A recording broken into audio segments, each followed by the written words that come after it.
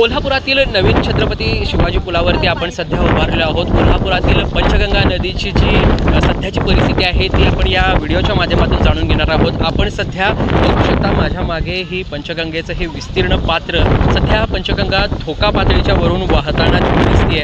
आता जर दुपारी 12च्या पाणी पातळीनुसार जर विचार केला तर 43.01 म्हणजे 43 फूट आणि 1 इंच इतकी पाणी पातळी सध्या राजाराम बंधाऱ्यावर नोंदवण्यात आली आहे। आणि हा सगळा परिसर पात्र सोडून ही पंचगंगा नदी वाहती आहे। शेतांमध्ये वगैरे पाणी शिरलेलं आहे आणि कित्येक एकर शेतीचं देखील नुकसान झालेलं आपल्याला पाहायला मिळते। या ठिकाणी जर आपण बघितलं तर हा जो सध्या मी उभा आहे हा नवीन छत्रपती पूल जो वाहतुकीसाठी काल रात्री दिनांक 24 जुलै रोजी बंद करण्यात आला होता। कारण रत्नागिरी महामार्गावर पुढे रस्त्यावरती पाणी येत असल्यामुळे धोका संभवत असल्यामुळे हा पूल पोलिसांनी बंद करून या ठिकाणची वाहतूक पर्यायी मार्गाने वळवण्यात आली होती।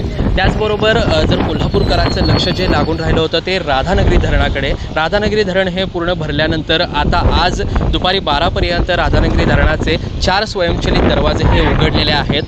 सुरुवातीला सकाळी 6 नंबरचा दरवाजा स्वयंचलित उघडल्यानंतर एक एक करत 3, 4, 5 आणि 6 असे एकूण 4 दरवाजे राधानगरी धरणाचे उघडलेले आहेत। प्रत्येक दरवाज्यामधून 1428 क्युसेक्स आणि पॉवर हाऊसमधून 1500 क्युसेक्स असा 7212 क्युसेक्स पाण्याचा विसर्ग भोगावती नदीपात्रात सध्या सुरू आहे। यामुळेच सध्या 43 फुटांच्या वर वाहणारी ही पंचगंगा नदीची पाणी पातळी अजून 7 ते 8 फूट वाढू शकते असा अंदाज देखील वर्तवला जातोय। मात्र धरणातून इथपर्यंत पाणी येण्यासाठी काही तासांचा अवधी लागत असल्यामुळेच नागरिकांनी आत्तापासूनच घाबरून जाण्याची आवश्यकता नाही आहे असं देखील प्रशासनाने कळवलेलं आहे। अशी देखील परिस्थिती असताना ज्या ठिकाणी 2019 आणि 21चे गंभीर पूर परिस्थिती निर्माण झाली होती अशा ठिकाणच्या गावांमधील नागरिकांचं स्थलांतर देखील NDRF आणि जिल्हा प्रशासनाकडून सुरू झालेलं आहे। बऱ्याचशा लोकांचं स्थलांतर देखील पूर्ण झालेलं आहे। प्रत्येक जे नागरिक आहेत त्यांना सुरक्षित स्थळी हलवण्यात आलेलं आहे। आणि सध्या जर कोल्हापूर जिल्ह्याचा विचार केला तर पावसाचा जोर हा कायम राहणार आहे आज आणि उद्या। त्यामुळे असा हवामान खात्याने अंदाज दिलेला आहे। त्यामुळेच नागरिकांनी अजून सतर्क राहण्याची देखील आवश्यकता आहे।